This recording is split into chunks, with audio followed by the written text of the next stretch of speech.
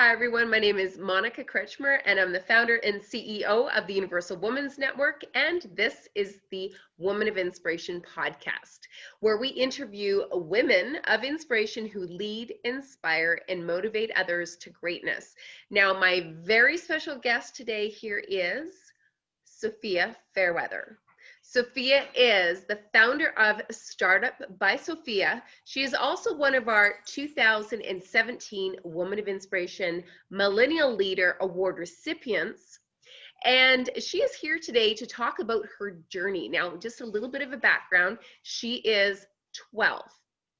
Let that sink in for just a minute. Did you know what you were doing at 12 years old? But Sophia, at 12 years old, we'll talk about starting your first business at 5. You know, we had you have a LinkedIn profile. Let's talk about that. Let's talk about all of these things that you do as an inventor to promote women in STEM. And you have already a whole bunch of awards, 6 great big awards under your belt. And I'm just going to list these off. Of course, the Canada 150, when we did the 150 in 2017, you applied at 8 years old for the award. And then we didn't have our Woman of Inspiration Youth Excellence Award. It was a Millennial Leader. So the youngest Millennial Leader Award ever. A 2017 Manning Engineering and Innovation Award for Alberta. The Aztec Award Foundation. And I believe that happened after the Woman of Inspiration Awards. And I had the honor to be your chaperone. So I got to see you being presented with that award, which is really great.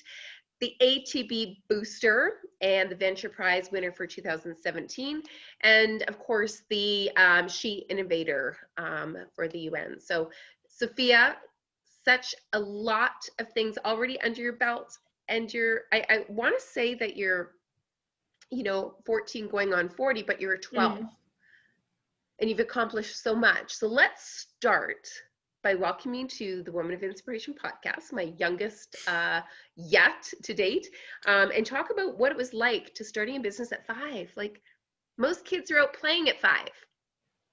Yeah, well, to be honest, when I was 5, I was also playing, and the only reason that I got into what I first started with, which was just making cookies and selling them around my dad's work, and just at those little coffee machines, putting them in places just so that there would be enough supplies.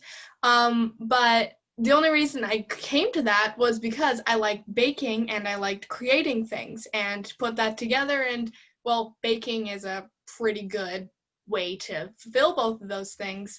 And so with that, I just went around my dad's work. I started selling the cookies, and that's really how I got my first taste of business and realized that it was actually pretty fun and that I wanted to keep going with it. And that's how I've sort of gotten to where I am today. So it's definitely been quite a journey. I've after the cookies and coffee, I decided that I wanted to go a little bigger, and I came up with funcro, but at that time I called it decals, and made my first company kind of name, declsbysophia. And how I came up with that, the Decals by Sophia, was I go to an art school. I went to an art school. I've been in the same school ever since I was 5, and they focused on art, and I liked making ugly things pretty at the time. So I sort of focused on finding things that were ugly and then finding a way to sort of make them pretty or kid-friendly or something that a 5-year-old or a 6-year-old would like. So I found Velcro. I saw it on my dad's dashboard, and I decided that it looked pretty cool, and when I touched it, it was prickly, and I decided, well, it's useful, but it's not really pretty, and it's prickly and not kid-friendly. So with that, I made my funcro, and then after that, I kept making more and more products using the philosophy of finding a problem and then fixing it.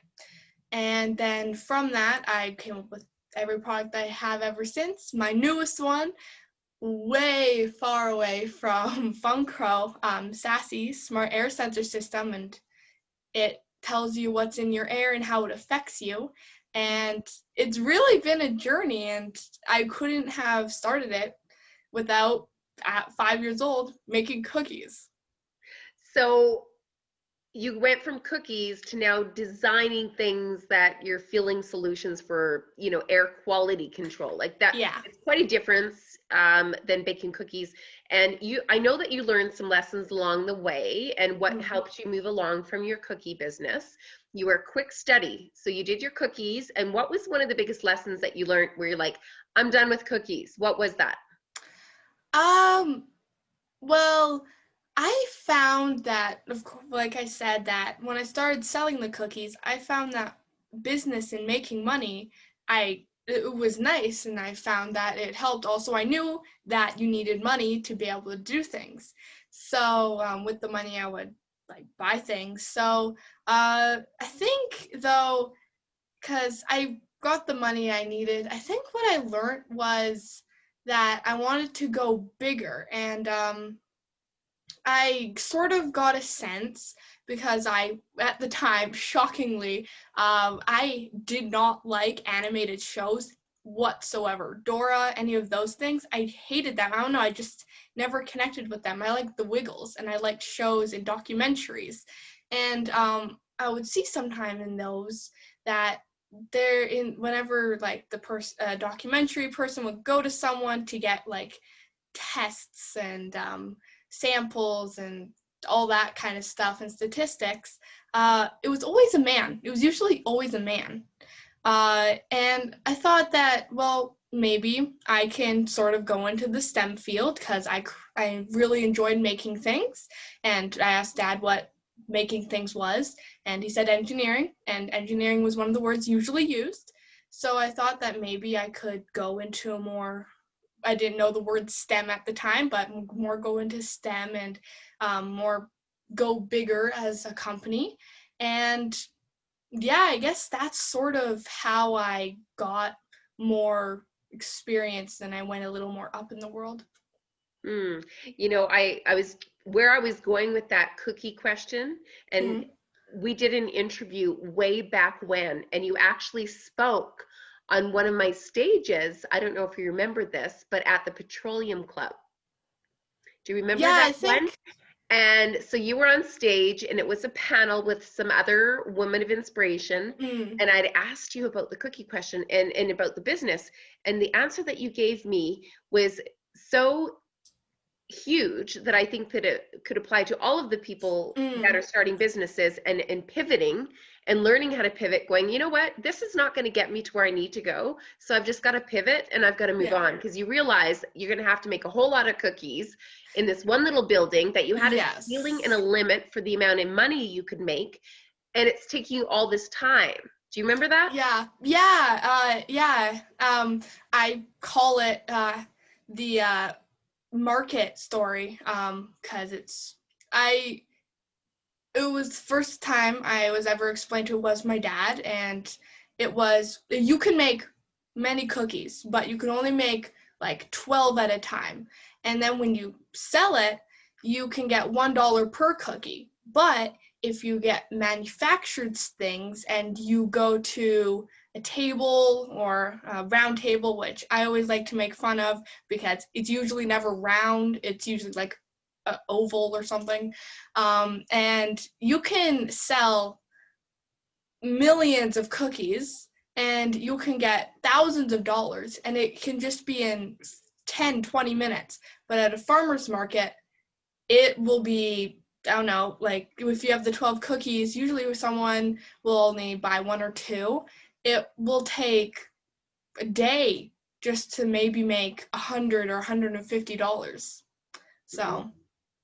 And I think that's one thing that's pretty important, is that you realize that it's such a young age, and where you have gone with your growth of your business ideas and inventing has always been about what can we do once to scale and grow it so that there's no limit on our customers, and how could I stretch that marketing further? You were really, at 5, that was kind of where your mind was. It's like, how can I make this bigger? How can I grow this business if I just stick with this? this is my ceiling. I want to go bigger. So that's pretty cool. Yeah, and I was so lucky to have the people I did around me. Sorry, I have a door right there. To have the people that I had around me to help and support me and teach me. Like, I would be so far away from where I am now if I didn't have those people.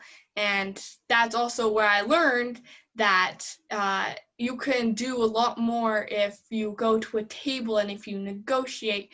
And that's how I used to only be able to sit down for 30 minutes in a meeting. Luckily, I've gotten better than that. But that's sort of how I built up tolerance and how to talk with people. And I'm really lucky to have the people I did in my life at the time. Very cool. There's so much wisdom when you talk. I forget that I'm actually speaking to a young woman who's 12, to be honest with you, Sophia, because I'm like, wow, if I actually knew what I knew when I was 12, where on earth would I be? And I think that that is, you know, why I was so interested in bringing you on board, and we can spill the beans today, is that you are now part of our Universal Women's Network National Ambassador, Youth Ambassador, which is super exciting because, of course, amplifying the voice of young women in STEM.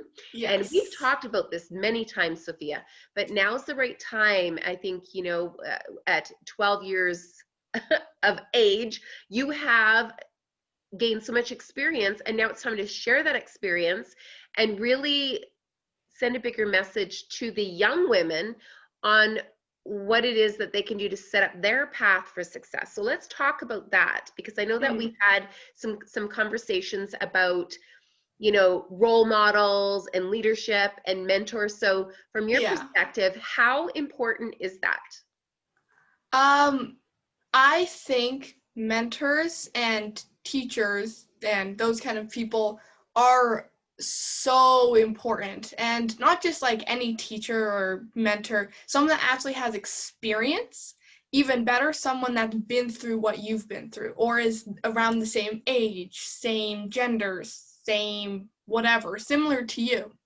Because if you see, let's see, if I saw a grandpa saying that girls can be in STEM and everything, I wouldn't have the visual in my head of proof and how that could actually happen for me. If I went up and said that girls can be in STEM, it's a little more possible. And if I'm talking to someone and mentoring someone that's around my age or even younger, and I tell them my story, it seems a little more possible. And if someone tells you, who is a woman in STEM that you know, you actually have an image of someone that is. And sadly, the only way I found out about people that I find are really cool and have resonated with me, like Ada Lovelace and Marie Curie, was me researching people, because I had a feeling in my gut that I wasn't the only woman in the world that liked STEM and liked building things and making things and just being in business. So I think that is super crucial, having someone that's similar to you teaching you, so then you actually know what's possible. I couldn't agree more with you, Sophia. And it's about leading by example. And you've done such a great job with that. You're very visible. Now, I'm going to go back for those of you when we play this on LinkedIn, and for the listeners, Sophia, when did you get your LinkedIn page? How old were you? I think I got it when I was 8, because I think that's also how I talked to you. I also got my Twitter account when I was 8. I didn't really get more interested in LinkedIn because I didn't really understand all the words and all the posts and everything till maybe I was like 10, and that's when I started getting a little more into LinkedIn. Before that, I was more with Twitter, but 8 is when I sort of started getting my social media platforms. Okay, so let's have a moment of silence while everybody just digest that with me for those listeners. I know there's lots of people that aren't even on LinkedIn, which is a platform, which is the Facebook for business people. Really, it is. Yeah. I found it amazing. I've met so many people on it, and it's amazing. I love So, it. and we're going to actually meet more people on LinkedIn for you through that platform Yeah. after this video is airing. And what I find that is really interesting is that from a young age, you have been very, you've had a great influence in your life. Your father has been your coach. And I know that your dad Yeah. said, you know what, either we can put Sophia, if you were interested in playing sports, you'd be playing in sports and he would coach you in sports. But your chosen passion and your hobby was business. So why Yeah. not coach you in business? So let's talk about that a little bit and the importance of really having that coaching or that support her in your corner. When I talked about having people that have helped me, my dad was a huge, like, I mean, he's not really similar to me. He's in his 40s and he is really tall. I mean, I'm a little tall, but he's a lot taller than me, and he's, well, a male. But he has given me so many tips on how to, when I couldn't, when I had no idea of how to present myself and all that kind of stuff. He gave me the pointers. He's the one that helped me realize a lot of things of how I could move forward, and also has taught me a lot of lessons. When I Another example of the farmer's market kind of story, instead of the farmer's market, I also did it in front of an ATV. Yeah, and it was in a mall. I think it was Kingsway or something. We're in Edmonton, so Kingsway is not really well known besides West End, but it was in front of ATV, and I stood there for like 20 minutes, and I was already starting to get tired, and we were there for, I think, 2 hours or something, and I really learned that it is a lot. And this was after I tried with like a round table of people, that it was not as easy to get to know people. Sure, you get to meet many people, but it's sort of like a 1 out of 100 chance that you're going to meet someone that even has a little bit of interest in what you're doing and will walk up to you and say, hey, what are you doing? What can I do to help? So he's also taught me a lot of lessons through not explaining and just letting me sort of be on my way, but also by explaining. And yeah, it's how I've learned a lot that I know now. So let me ask you something. So if we go back to that early experience where you were at the mall and you were selling your products at the mall, and you said 1 out of 100 would stop there and talk to you and ask you about your product. Yeah. So how do you get through, and this is good for everybody listening, everybody watching, how did you handle that rejection? So what was it, how did you handle that rejection where people just walk by and they didn't even acknowledge you? Like, how did you deal with that? It was hard because I was 6 and I still had this huge ego. At 6? Yeah. I was like, I thought that I was like, knew what was happening. I could control and everything, because you being 8 and selling products at a round table, people are sort of astonished, and you just need to play with that the right way so that A, they take you seriously, B, they know that you're different, and C, that they'll actually do something with you. And just standing at the farmer's market kind of thingy, and well, it wasn't really a farmer's market, but it was a booth outside of ATV. It was difficult, but I also got past my ego, and I actually learned that maybe that things don't just come to you. You do need to like work for them. You need to understand what you're doing. You do need to have like a little bit involved in what you're doing, and kind of work for it and all that kind of stuff. But it was hard.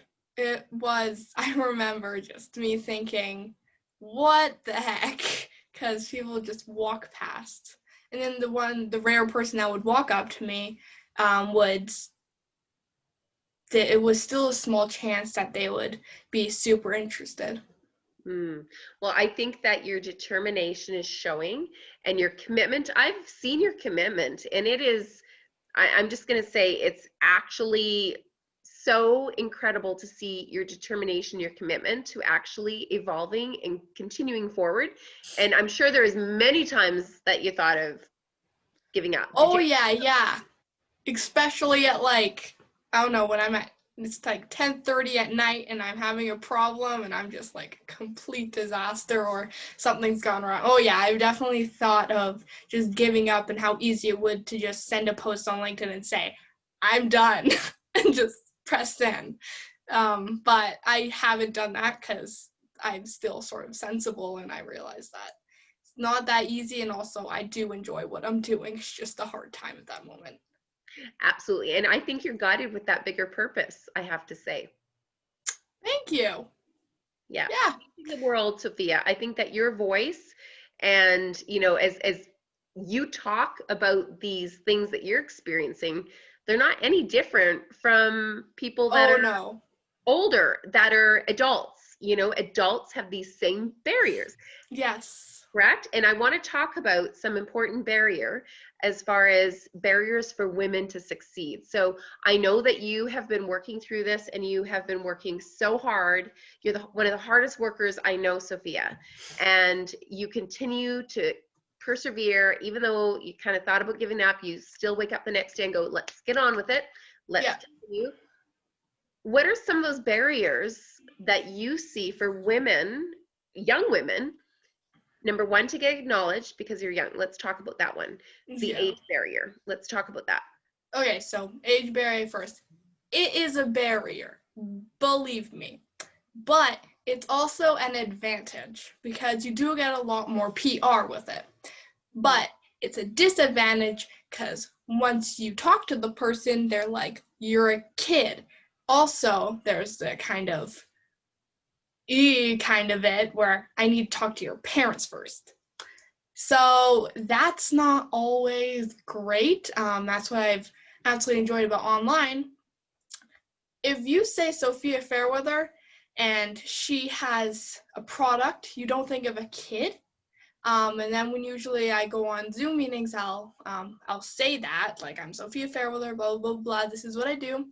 And because a lot of them have chats, that's the only thing that they'll know about me for a while. And then when I turn on my camera, they then know that I am a kid and that I'm a girl, and there are usually quite a few men, but then they realize at the same time that it was me that was saying all these things that actually weigh in to the conversation, and that I actually have some say and some knowledge into what to do and why I say it and how I can actually help. So do you turn those people on those calls to become your biggest cheerleaders? Usually, usually after, um, you always have to first show that you're serious before you're able to kind of connect with them.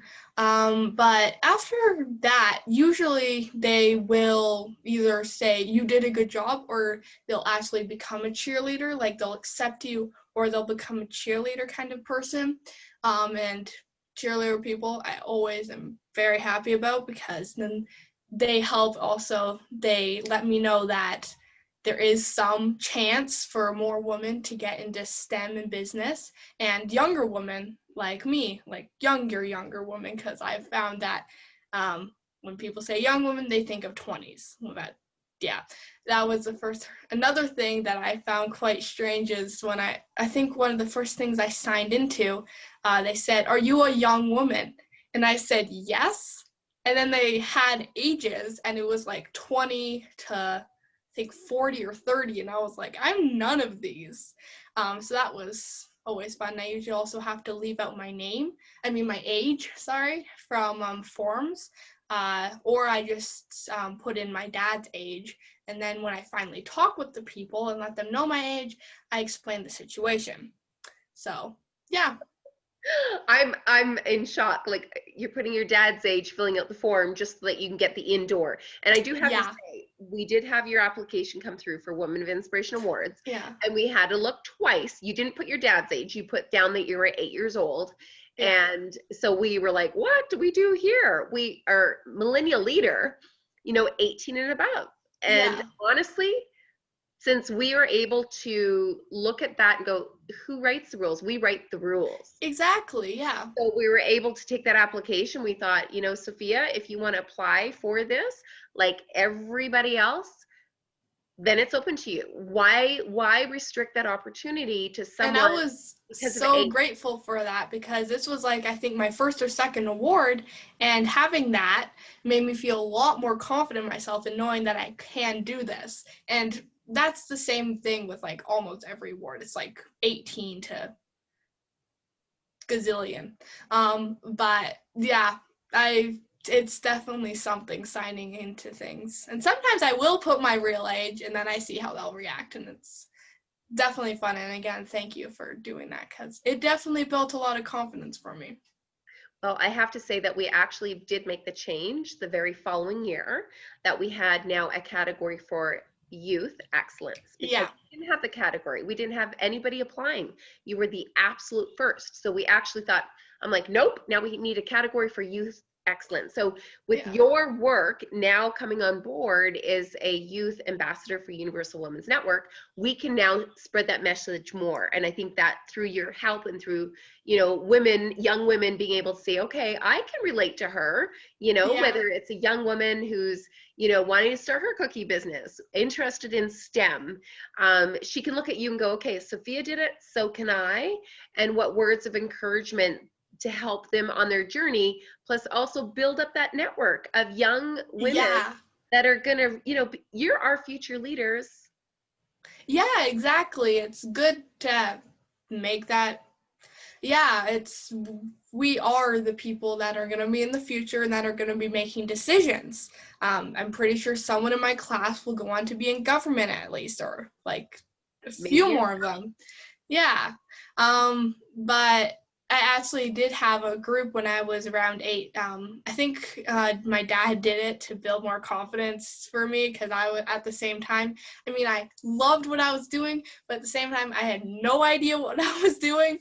So having a bunch of other women that were like in their teens, or I think the youngest there was a girl named Lauren Voisin, I think I'm saying that right. She was the youngest there, and just having sort of a feeling that I wasn't there alone was really helpful, and it was nice, and it was nice to chat to the people. It was on Twitter, so it was just really nice to have that kind of group of girls, and that's what I want to give to other girls in my position, and what used to be my position. Well, I think you said something really important. It's that sense of belonging and knowing that the challenges that you face, that you're not alone. It's just, that is actually critical. And there's no age limit to wanting to feel valued, seen, and heard. So even as a young woman, so important. As an adult, so important. So that's what we do with the network. So really excited about, we're going to strategize, you and I, about how we're going to build this out. But I'm really excited. And, for those that are watching that have daughters at home, like there's opportunities coming where, we can connect and, give them another opportunity to learn from some role models, not just from women your own age, but learn and be in touch with women that are maybe doing something in career that they want to do, so they can learn that path of how they get there. It's really important to have those kind of like people that you can look at and say, oh, it is possible to do that. And 7 to 6 or 7 to 8, is a really crucial point. And I'm really lucky that I started at 5 in business, because that sort of built up the knowledge in my head that I could be in STEM and business. But around 7 and 8, like I said, your egos are bigger then. And if someone penetrates it, you feel sad. So if you're really interested in business and STEM and someone comes up to you and says, no, that's a boy thing, that will hugely influence if you actually want to do that. And if humans are making thousands of conscious and unconscious decisions, and to just think unconsciously about how they can fit in, how they can belong. And if you don't see another kid in your class or another woman saying that you can be in STEM and how to do it, it's really important to know how to do. You can't, which I have also been trying to advocate on how to do it.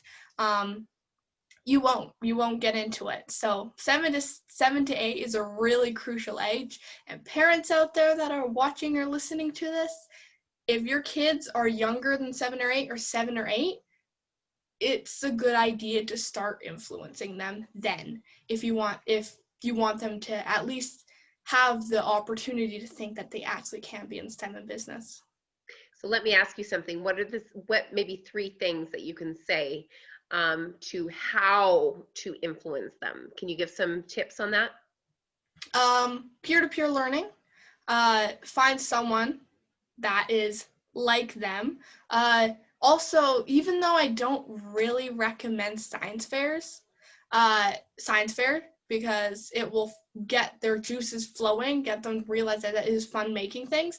Sure, it's not for every girl, same as being a doctor isn't for every boy. But it's a good idea to get their juices flowing and get them to see how to present themselves, how to make products. And then after that, once you see that they are interested, it matters where you are, but the person that I found, that go to a company that's not made for kids. That's a huge thing I've found.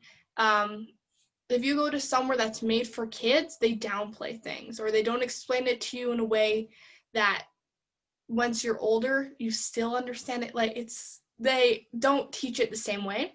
So I went to Startup Edmonton. I went to Business Link. Those places are meant for adults to learn how to be in business and STEM. So I went to those 2 places, and I was so lucky to be accepted by both. And I learned a lot from them. So go to places that aren't, like, go to science fairs, but also don't just go to places for kids. And then peer-to-peer learning. And I think it is a really good idea to start teaching them by yourself, because they can go to school and they can learn, they can be influenced, but you're their parents. If you don't show interest, if you don't show a little bit of respect for the idea, that is also going to influence them. So it's good to be supportive. That is a huge thing that I had from my dad, from everyone that's been around me. I've had supportive people that have actually been open with, while also making sure that I don't do anything crazy. So it's a little hard to go in that in-between area, but you're their parents. You make a huge influence. Also, schooling. Make sure that they go to a school that is at least sort of good. My dad actually, he's been showing me many things about education so I can learn as much as I can. I've been, actually, this is something that I think Monica is going to bring up later on, but I've been going to university courses, and there's this MBA program that I've been thinking of maybe getting into. And I've been going to many courses. Education is so important, even if it's not in STEM or business, just education, anything, just to learn how to, I think it's design thinking how to find problems, how to fix them, thinking outside the box. It's really helpful. I don't know how to change that into a quote, but that's sort of the idea. Education is so important. It is really important. And I think those are the kind of ideas and thoughts and tips that I think I would give. What I think is so important, and thank you so much for sharing all those tips. I put you a little bit on the spot with that because I thought you could handle it. Yeah. Because I know what you've been talking about before. So thank you for helping our listeners how they might be able to influence their kids and get them, spark the interest a little bit with them. But I do have to agree that one of the biggest things is learning, and to be into that mindset of continuous learning. And I think sometimes with kids, and you can correct me if I'm wrong, I have a 14-year-old son, but Yeah. if we show him what he wants to do, then we kind of go backwards and go, what do you need to get there? How important is that? Yeah. Because that almost makes that learning environment, or those courses that you take, or, you know, even we're going to talk about the MBA, but that's a big one, Sophia.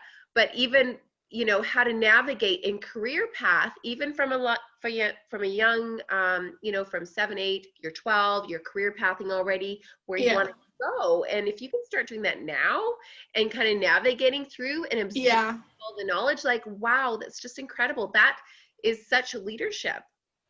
Yeah, learning what to do in certain hard situations, that's actually something that I do like about what this online school. I have many things I like about it, about not showing your face, so then you can like pop out and say, I'm a kid, I'm a girl, but I also have influence and I actually do have good ideas. But I really like the fact that this is something new. When kids, this is a way for them to realize, oh boy, I actually have to learn what to do about this, and it gets their juices flowing. They learn how to navigate and how to work with things. Also, technology is going to be a huge part in our future. So having this first kind of thing, my brother, he's 8, and he's already getting pretty good with technology. Not awesome, but he's getting better with it. Yeah, just knowing how to and this is going to be a huge stepping stone for kids that want to go into technology. This is going to be a huge, oh, this is a computer, I know now what to do with it kind of thing. So yeah. Well, so I love that part, how you just, you know, continue to learn and grow, and you've embraced the online community. You actually thrive in it because you can get way more done, but it takes a lot of motivation, doesn't it? Yeah, it does take a little bit of motivation.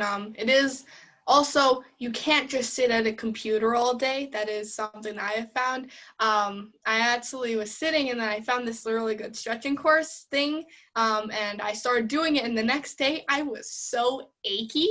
It was insane. But you can't just sit on a computer all day. You need to stretch once in a while. But I found that I have really thrived. You do need to have a little bit of experience with it, but I found that I've quite thrived in the online kind of area. And so now we can talk about the MBA. So let me go back. You're 12, and you've had a business since you were 5, and there's opportunities that have presented themselves that you and your dad have discussed and planned about options for education so that you can continuously learn in the areas that you're interested in. Yeah. How did the MBA happen with that opportunity now that you have to pursue your MBA before you're even finished high school, junior high school? So I'm gonna answer the first part of that. How did I get to it?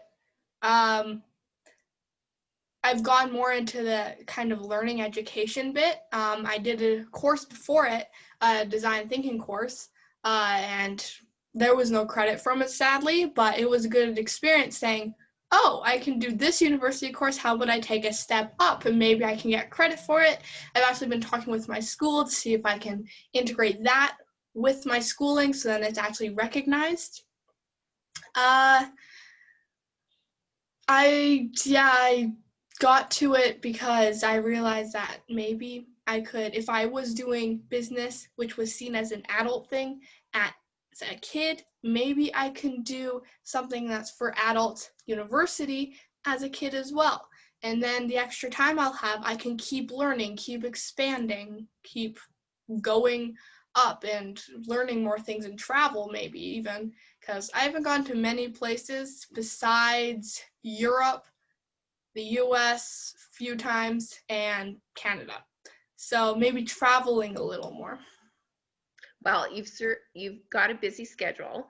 I don't know how you do it, keeping up with all of your initial studies, but if you're passionate about it, I know that you're going to make it happen. I just remembered the email coming across my plate because you reached out to me and you said, Monica, what do you think about the MBA? Do you think I should do it? And I think I responded back in about a minute flat going, absolutely. Yeah. Get it. Go get it. If you're able to do the MBA, go get it. Now, my next question was, do you have to pay for the MBA, or can we find a university that will embrace this? And now that we're online, maybe there's an MBA out there with a university that's willing to sponsor you. Yeah. Take that. Yeah, everything has gone online. All courses. I'm pretty sure almost like every subject has been put online for just the university students, but why not just sort of sneak me in? It wouldn't be that hard. Yeah, because right now the MBA, I don't remember how much it was, but I think it was around $100.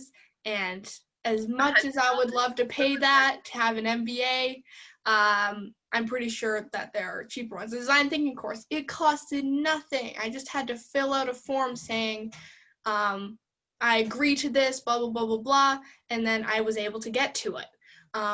So I have been looking around. The MBA would be amazing, absolutely fantastic. And then they said that they would put you to another one, but if there's a chance to have a free MBA, I would pick that, even if it meant that I had to do even more researching. Yeah, a scholarship would be nice. Yeah, right? Yeah, and a sponsorship, which you talked about, which would, again, not be that hard probably.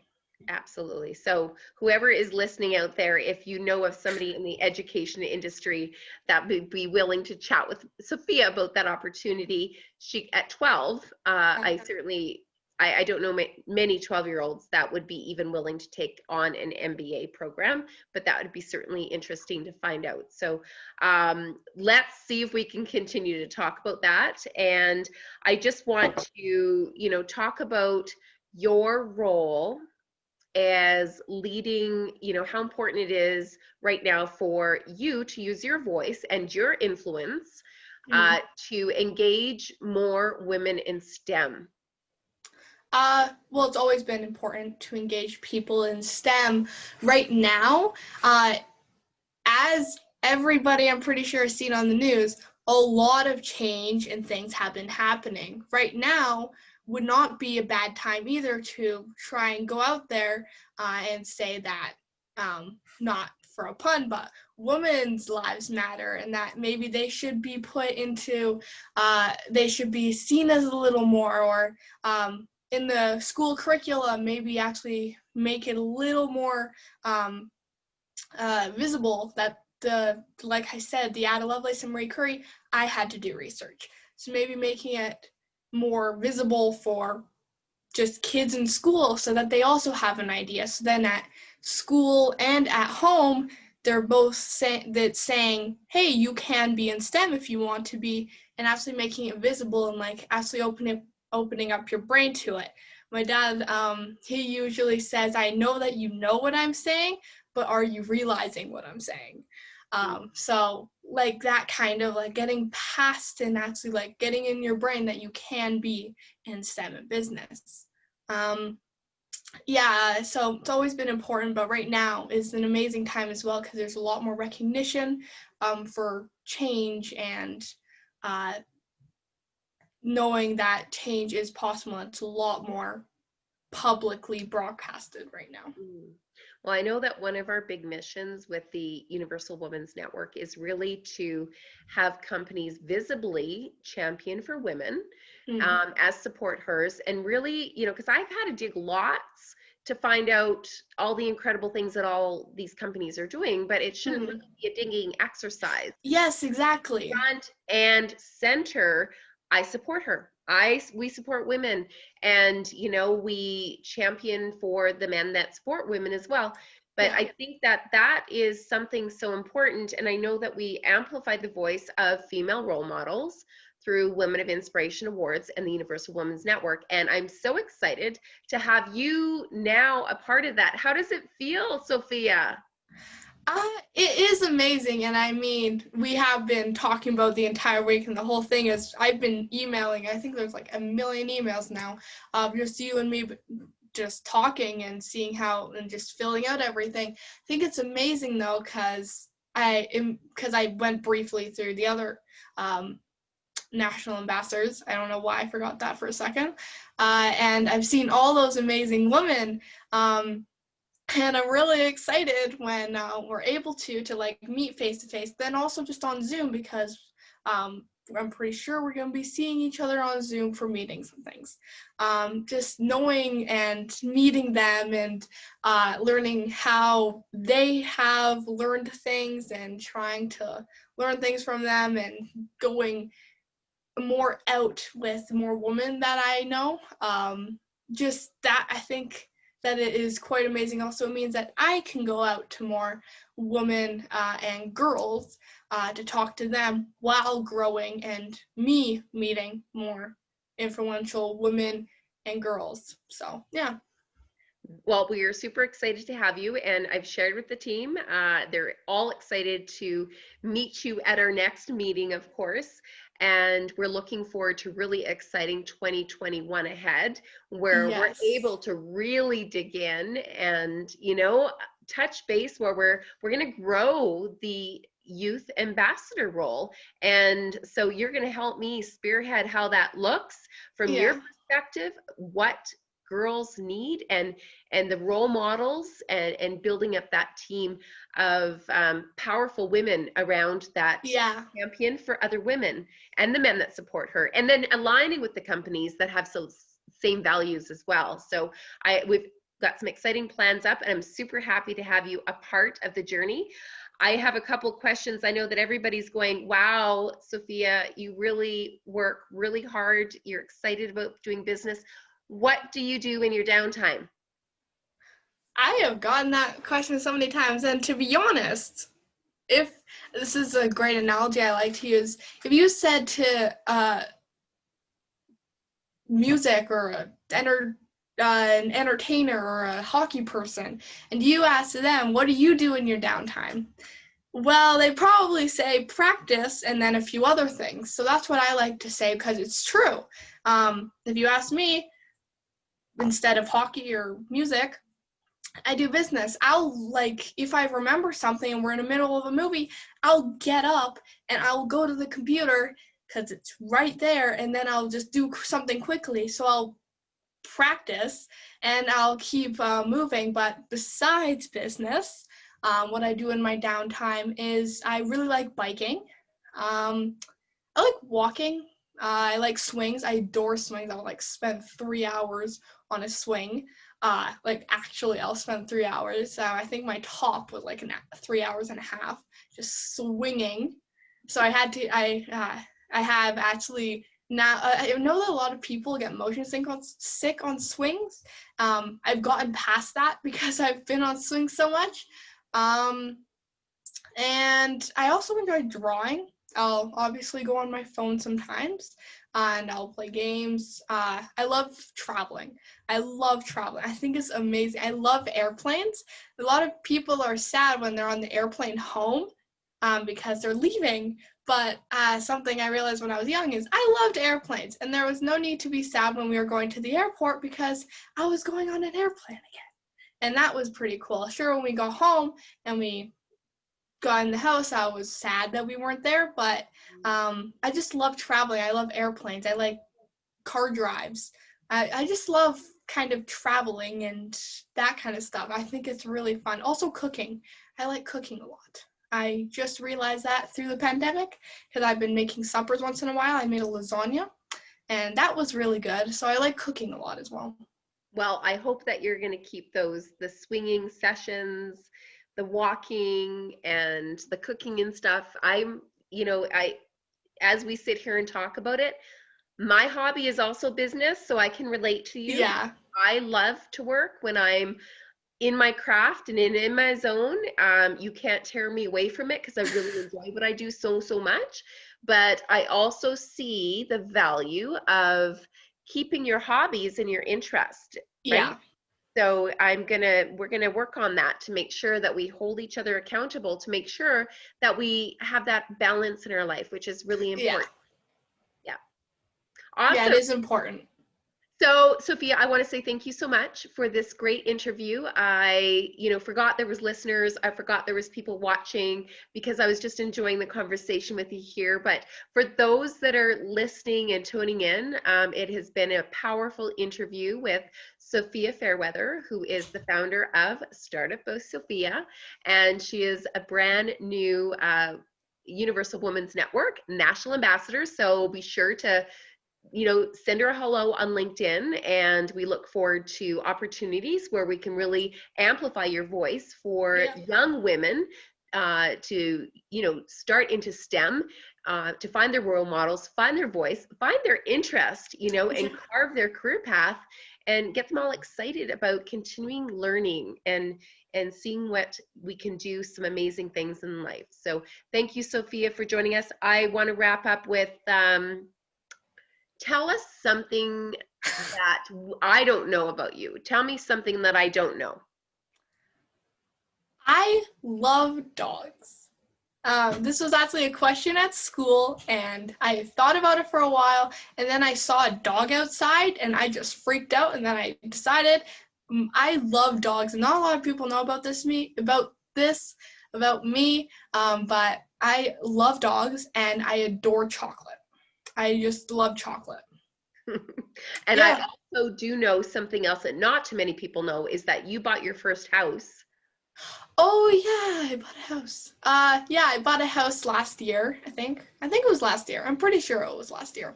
Yeah, I bought a house last year, and it's a 4-unit. So it's being rented out right now. And another thing for parents, another tip, if you remember it at all, it's good to get your kid a house or some way like that, because rental property, people are always paying you unless they're not, and then that's not great, but they're usually paying you, and then once you're 18 and they're out of the house, they have somewhere to stay, and they're still getting money so they can eat and have food. So that's always a good idea, to get a rental property for them, or a house or something like that. So yeah, I bought a house.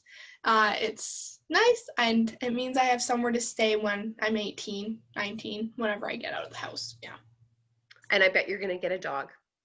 And I'm going to get a dog. Yes, I'm so going to get a dog. Right now I have a small one because we live in a townhouse and we don't want to be mean to the dog. His name's Greg because my brother named him. But we have a dog, and I'm definitely going to get a dog when I move out. Well, very cool. I'm excited. And for those of you watching and listening, Sophia also put the down payment on the house with the money that she made from all her inventions. Yeah. And just super everything. Super impressive, I just have to say. So if you have a goal, go for it. All you need to do is take action and keep working at it, chipping away. Exactly. Anything more you want to say to our listeners and to those watching today, Sophia? Any words of wisdom from you today? I've said basically every tip. Find people that actually support you. Get out of situations where you're not. You aren't the one responsible for other people's decisions, however hard it will be. If they do something, just be careful of people and make sure the people around you can trust and are good and are loyal. Loyal is good. It's always nice if they are kind and they know things, but it is good if they're loyal. I think beautifully said. You always have these great big words of wisdom to come out. So it's been a true pleasure speaking with you, Sophia, and I look forward to the journey ahead. This has been the Woman of Inspiration podcast, speaking with Sophia Fairweather, founder of Startup by Sophia. Watch for her making ripples in the world and leading by example to empower women in STEM. Thank you. Sophia.